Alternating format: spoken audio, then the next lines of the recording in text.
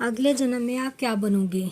हम सभी को इस जन्म में मनुष्य योनि मिली है, लेकिन ज़रूरी नहीं कि अगले जन्म में भी ऐसा ही हो। हम सभी को इस जन्म में मनुष्य योनि मिली है, लेकिन ज़रूरी नहीं है कि अगले जन्म में भी ऐसा ही हो।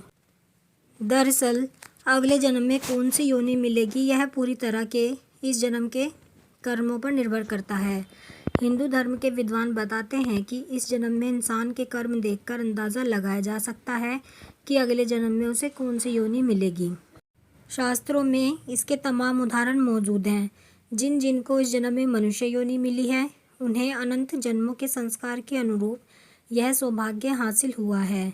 निम्न स्तरीय योनियों का हिसाब किताब भी ऐसा ही है। हमारी चेतना की आगे की यात्रा ऐसी होती है कि सात्विक गुण वाले ऊपर के लोकों की ओर और रजोगुण वाले मनुष्यत्व की ओर ही रहते हैं।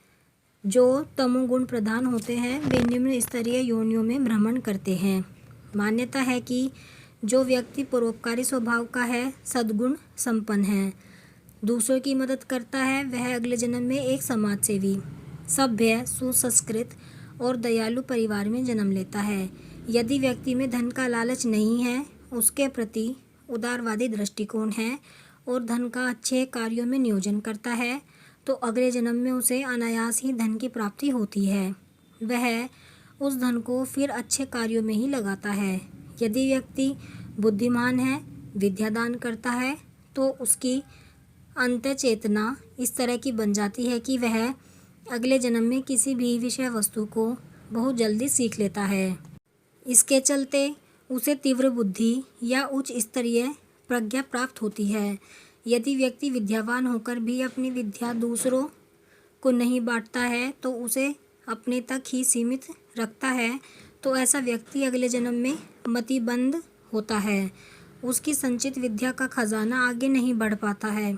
यदि व्यक्ति अत्यंत गुस्सैल स्वभाव का है, उसमें बदला लेने की भावना है, तो मान्यता है कि वह अगले जन्म में सर्प की योनि में जाता है।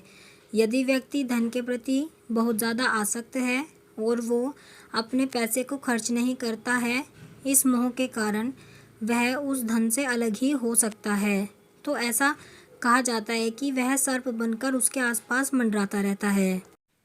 यदि कोई व्यक्ति बहुत अधिक आलसी स्वभाव का है, प्रमादी है और जो कम समय में किए जाने वाले काम को बहुत अधिक समय में करता है, तो वह अगले जन्म में अजगर बनता है।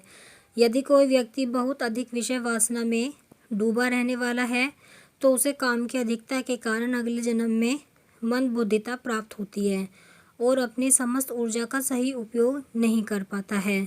अंत समय में जैसा चिंतन होता है, उसी के अनुसार अगला जीवन मिलता है। अंत समय का जीवन व्यक्ति की मर्जी पर निर्भर नहीं करता है।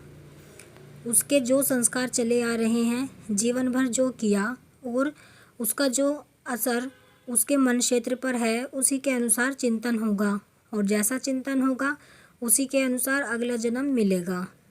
अंत मति सो गति। आप कमेंट में ज़रूर बताएं कि आपको ये कहानी कैसी लगी है। अगर आपको कहानी पसंद आई है तो वीडियो को लाइक करें, शेयर करें और चैनल को सब्सक्राइब करें ऐसी ही कहानियों के लिए। और आप इंस्टाग्राम पर भी फॉलो कर सकते हैं, उसका लिंक भी आपको डिस्क्रिप्शन में मिल जाएगा।